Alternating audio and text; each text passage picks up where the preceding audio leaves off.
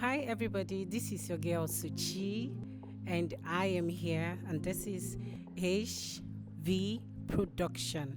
And here we are in UN to meet a wonderful father. I call him father, and we came to hear from him how it is. He's a wonderful person, well known in Vienna, in Austria as a whole, and we are bringing him to speak to us for you to also hear. So, Daddy, thank you so much for honoring us today.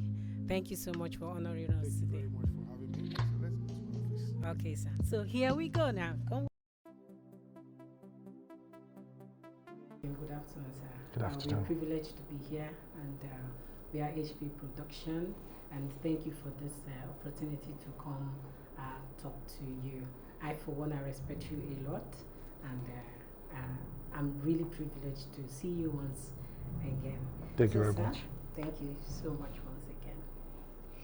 Okay, so please, sir, can you tell us about yourself so we can know you more? Okay. So my name is Engineer Oluyemi Ogundele. So I came to this country about 40 years ago. I came here to study, and after my studies, I'm privileged to get a job here at the United Nations. I work with the International Atomic Energy Agency as a conference engineer, multimedia electronics engineer. That's me for short. Married, for kids, and wow, wow. So, wow, you said 40 years. 40 years is a very long time living in a country. So, what has been the challenges that you faced living here all these years? oh my gosh, it has been very challenging. When we came in about 40 years ago, we did not have enough Africans or Nigerians staying here. We were very few. We came without the knowledge of the language, and Austria has not turned to an international country like this. They were not part of the European Union. So the city of Vienna is not a cosmopolitan city at that time. So it was very difficult than compared to now that we have a lot of foreigners in Austria, so a part of the European Union. Some European Union law are guiding them.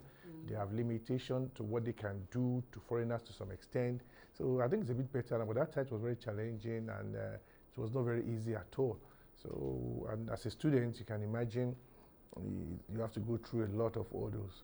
But we were able to survive it, and we thank God today we are still here, and things is better. Wow, wow. So does it mean that the Africans, they find it easier now to live in diaspora, or there are still difficult ways? Yeah, it's new challenges keep emerging. It's still difficult now for them, but that time it was even more difficult. But then that time too, we have our merits too. That time too, Europe was not as devastated like now.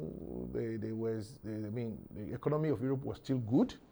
Some of us were able to get a scholarship to study, even in a country like Austria.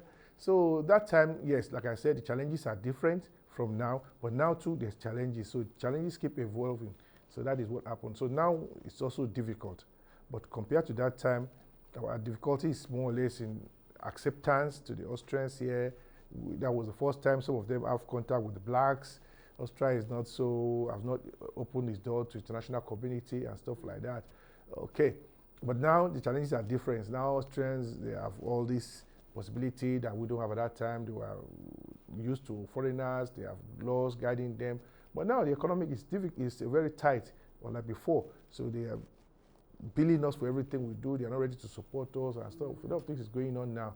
So every time things changes. So I would say it's better now than that time, but still things are still very difficult for people, mostly with those who are just coming in now. At that time too, it was very easy immigration-wise. We came in here as a visitor, and within 2-3 days, you get registered at the language school. They will give you a resident permit. But now it's like a mission impossible. Wow. So these are some of the changes. Wow, so that means the Africans were more accepted then than now? I wouldn't say so, to some extent, but yes, they are more accepted. The Austrians' economy was booming, so they have no problem in accepting visitors, and they have no problem in letting them integrate. And of course, most of those who came at that time were really ready to integrate. We came to study. Unlike now, those coming in now, their economy, I don't know, maybe economic refugee, or I don't know how to put it. They came in just to work or get something done. So that's why things are difficult. But that time, nobody came here to work. We were just busy looking for university, looking for schools to study. So that time it was really different. And they were okay with us at that time. But now anybody coming in, even to speak German language, they would not speak. They would tell them they are desperate, they want to make money and send money home or do something fast. So that's the difference between then and now. So the purposes of the Africans coming has affected the flexibility that they would have be able to achieve more. In accommodating us, yes. Yeah. Do you think that they are achieving better now than before? You mean the Africans? Yeah. I wouldn't say so. Just because the economy back home is terrible, so people are now thinking any small things you make here, you send it back home, things are better. I wouldn't say so. At that time, even on the contrary, at that time, most of us came in and our parents were even sending us money from home. Wow. So that time was money coming from home to support us here, but now it's money from here going home to support people back home. Wow. That is what has evolved during the time, between the 40 years that I've spent here. What a change. Yeah. Wow. Okay, sir. So then how do you view life generally, as in for this 4 years, 40 years?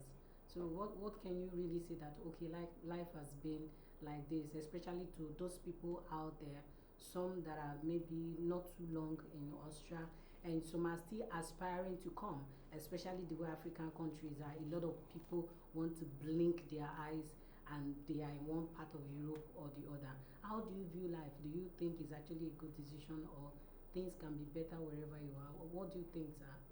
And the answer is also not a straight answer. If I want to personify it to me personally, yes, I think yes, it's good. It has been positive. We came here at that time. I came here at that time with some group of Nigerians. Most of us were able to study, and we were able to integrate. We speak the German language. We were able to even get the nationality. And few of us stayed back and we got a nice job. But not every one of us. There are some people who finished at that time and went back home, and they're living fine back home. They're even better off than some of us here. Of course, a lot of people also cross over to other countries. They only use this place as a transit. They move to UK. Many of them are in UK today. Many of them are in US today. Canada. They move all over. So that is it. But for me, I think it was a very positive things that happened to us at that time. Compared to now, fast forward to now, it's not very advisable to migrate here. But if you want to, they should do it in a legal way. So those people who are coming in thinking they can just come here, do political asylum and other stuff, they are really taking very big risk. Those who are moving through the desert, they're taking very big risk to their life. Through the sea, very big. So there's still a legal way of coming here. So if anybody is lucky and can follow the legal way, things are still okay, because you'll be here, you don't have to, can sleep with your eyes closed, you can move freely, you can go to school, you can get a job. But when you come in illegally, then you, for the first 3 to 4 years, you are just hiding from one place to the other. If you are lucky, at the end of the day, you end up having a political asylum or some other documentation to stay. But that 4 years is like hell. It's like living in an open prison. You know, if you are here for 4 years and you are not going back home or traveling around, but you have a legal way of moving around, you are happy. But when you cannot move, it's like you are in prison, although you are open out in the street. So that is what, and that's a psychological effect on some of them. And even eventually when they even get certified, when they even get the normal paper, some of them are never the same again, because they would have gone through, traumatized themselves, and be hiding from police, moving around. So things are not really, if you are in any country and you can find a means of living, please, anywhere you are is home. You cannot say Europe or Australia is better than any other place.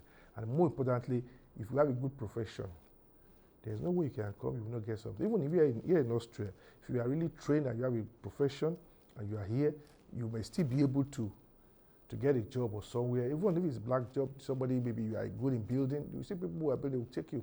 Or you can repair cars, you will see somewhere where you can manage job, or just name it. But when you come in without any type of that qualification, so it's two things. One is education. The other one is skill acquisition.